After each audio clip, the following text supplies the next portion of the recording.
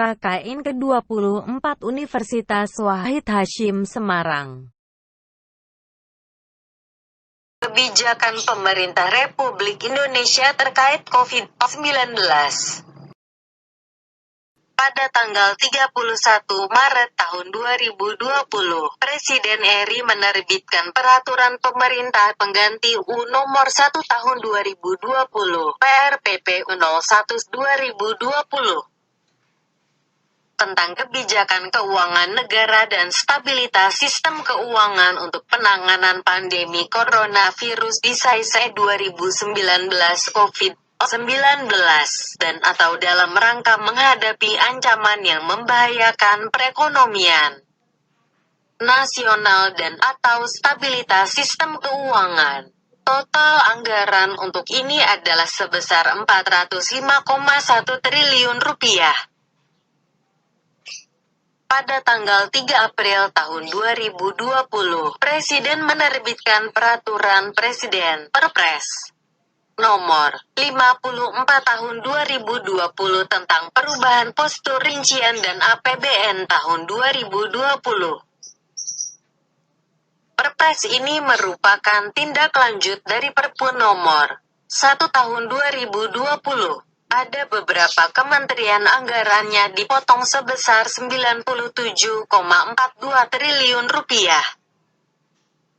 Namun, beberapa kementerian mengalami peningkatan anggaran, seperti Kementerian Pendidikan dan Kebudayaan sebesar dari Rp36 triliun menjadi Rp70 triliun. Initial responses Atau tanggapan awal. Pembentukan Tim Gerak Cepat TGC di wilayah Otoritas Pintu Masuk Negara di Bandara, Pelabuhan, Pos Lintas Batas Darat Negara (PLBDN). Pada tanggal 18 Januari tahun 2020, Indonesia melakukan pemeriksaan kesehatan di 135 titik bandar udara, darat, dan pelabuhan menggunakan alat pemindai suhu. Kementerian Kesehatan (Kemkes) menunjuk sedikitnya 100 rumah sakit rujukan yang sebelumnya dipakai pada kasus flu burung. Kementerian Kesehatan mengembangkan pedoman kesiapsiagaan mengacu pada pedoman sementara World Health Organization. Kementerian Kesehatan membuka kontak layanan yang dapat diakses umum.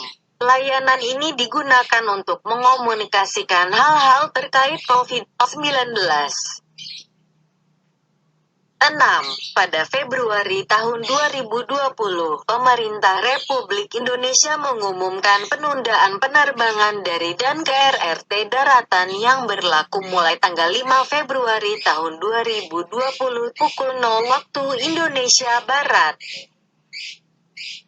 Pada tanggal 4 Februari tahun 2020, Pemerintah Republik Indonesia menghentikan sementara impor hewan hidup dari Republik Rakyat Tiongkok daratan. 7. Pada tanggal 2 Februari tahun 2020, memulangkan WNI dari Provinsi Hubei RRT. Langkah-langkah sebelumnya yang ditempuh antara lain: 1. Ketersediaan akses logistik di Wuhan. Bantuan dana setara Rp133 juta pada WNI yang sebagian besar merupakan mahasiswa. 2. BNPB melalui Kemlu dan KBRI Beijing mengirimkan masker N95 untuk WNI di RRT. 8. Penerbitan Keputusan Presiden (Kepres) Nomor 7 Tahun 2020 tentang gugus tugas percepatan penanganan coronavirus (SAIS 2019 COVID-19) pada tanggal 13 Maret tahun 2020. Dan Kepres Nomor 9 Tahun 2020 tentang perubahan atas Kepres Nomor 7 Tahun 2020 pada tanggal 20 Maret tahun 2020. Kesehatan dalam penanganan COVID-19 ini terdapat anggaran senilai 75 triliun rupiah yang digunakan untuk 1. Perlindungan tenaga kesehatan, terutama pembelian APD. Yang kedua yaitu pembelian alat-alat kesehatan yang dibutuhkan seperti tes kit reagen, ventilator, hand sanitizer dan lain-lain sesuai standar yang ditetapkan Kementerian Kesehatan. 3. Upgrade 132 rumah sakit rujukan bagi penanganan pasien COVID-19 termasuk Wisma Atlet. Selanjutnya insentif dokter spesialis 15 juta rupiah per bulan, dokter umum 10 juta rupiah, perawat 7,5 juta rupiah dan tenaga kesehatan lainnya 5 juta rupiah. 5. Yaitu santunan kematian tenaga medis 300 juta rupiah. Yang keenam dukungan tenaga medis serta penanganan kesehatan lainnya. Selanjutnya dalam bidang sosial terdapat anggaran senilai 110 triliun rupiah. Pertama, dukungan logistik sembako dan kebutuhan pokok 25 triliun. Kedua, PKH 10 juta KPM dibayarkan bulanan mulai April sehingga bantuan setahun naik 25%. 3. Kartu sembako dinaikkan dari 15,2 juta menjadi 20 juta penerima dengan manfaat naik dari Rp150.000 menjadi Rp200.000 selama 9 bulan, naik 33%. Kemudian kartu prakerja dinaikkan dari 10 triliun menjadi 20 triliun untuk bisa mengcover sekitar 5,6 juta pekerja informal, pelaku usaha mikro dan kecil. Penerima manfaat mendapat insentif pasca pelatihan Rp600.000 dengan biaya pelatihan 1 juta. Kemudian pembebasan biaya listrik 3 bulan untuk 24 juta pelanggan listrik 450 volt ampere dan diskon 50% untuk 7 juta pelanggan 900 volt ampere bersubsidi.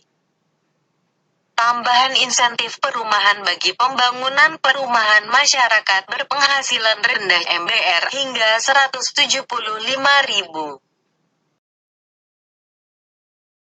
Kebijakan fiskal dan insentif pajak senilai 70,1 triliun rupiah. 1.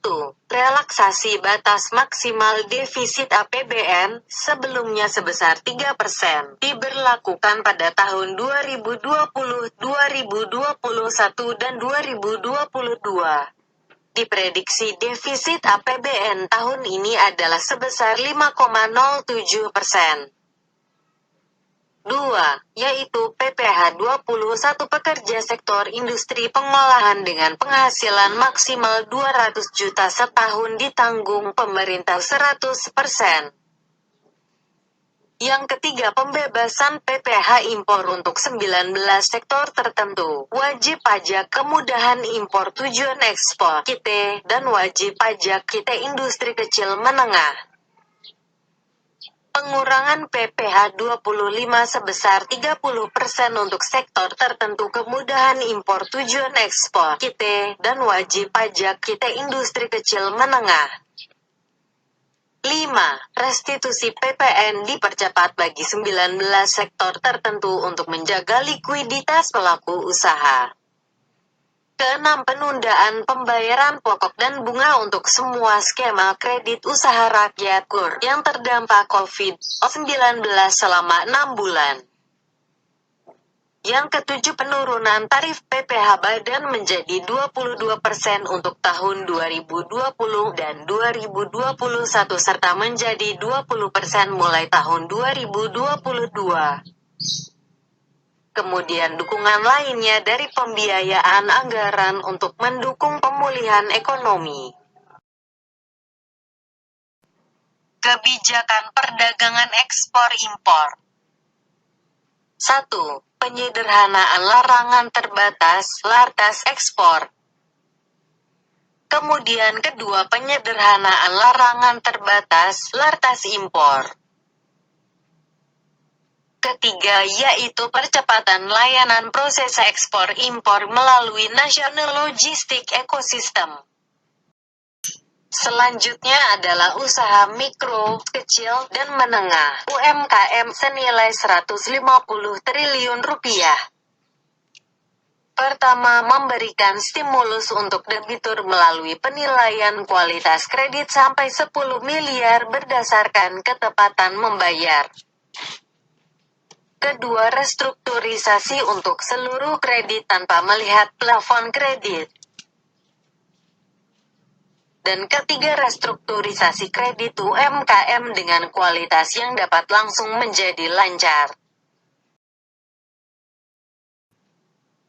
Pembatasan sosial berskala besar (PSBB).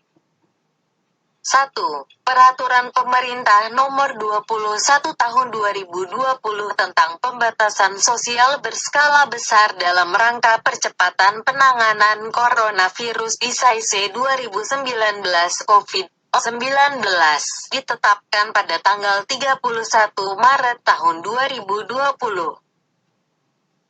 Pemerintah daerah (Pemda) dapat melakukan pembatasan sosial berskala besar (PSBB) untuk satu provinsi atau kabupaten, kota tertentu. PSBB dilakukan dengan pengusulan oleh gubernur, bupati, wali kota kepada Menteri Kesehatan. Peraturan Menteri Kesehatan No. 9 Tahun 2020 tentang pedoman PSBB dalam rangka percepatan penanganan COVID-19 ditetapkan pada tanggal 3 April tahun 2020. Kebijakan PSBB antara lain: 1. Peliburan sekolah dan tempat kerja. 2. Pembatasan kegiatan keagamaan. 3. Pembatasan kegiatan di tempat fasilitas umum. 4. Pembatasan kegiatan sosial budaya. 5. Pembatasan moda transportasi. Dan 6. Pembatasan kegiatan lainnya terkait aspek pertahanan dan keamanan. Pada tanggal 7 April tahun 2020, Menkes menyetujui PSBB untuk diterapkan di DKI Jakarta. PSBB dilakukan selama 14 hari. Ojek online dilarang membawa penumpang. Jadwal KRL dievaluasi ulang dan dikurangi.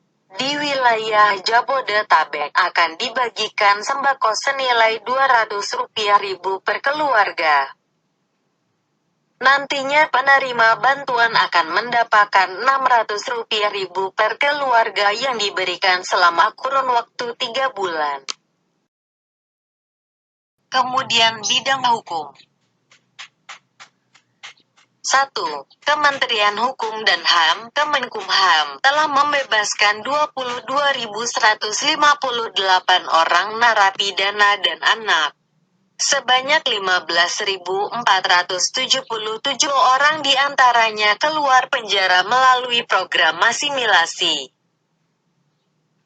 Sementara 6.681 orang lainnya menghirup udara bebas melalui program hak integrasi, baik berupa pembebasan bersyarat, cuti bersyarat, maupun cuti menjelang bebas. Kebijakan, fasilitas lainnya. Pemerintah Republik Indonesia membangun fasilitas observasi penampungan dan karantina untuk mengendalikan infeksi COVID-19 di Pulau Galang. Kapasitas ini terdiri dari 1.000 tempat tidur. Fasilitas ini siap pada tanggal 6 April tahun 2020.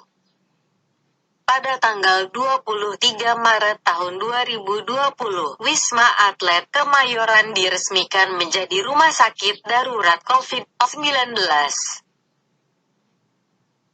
Fasilitas ini dilengkapi dengan laboratorium, farmasi, dan peralatan medis portabel.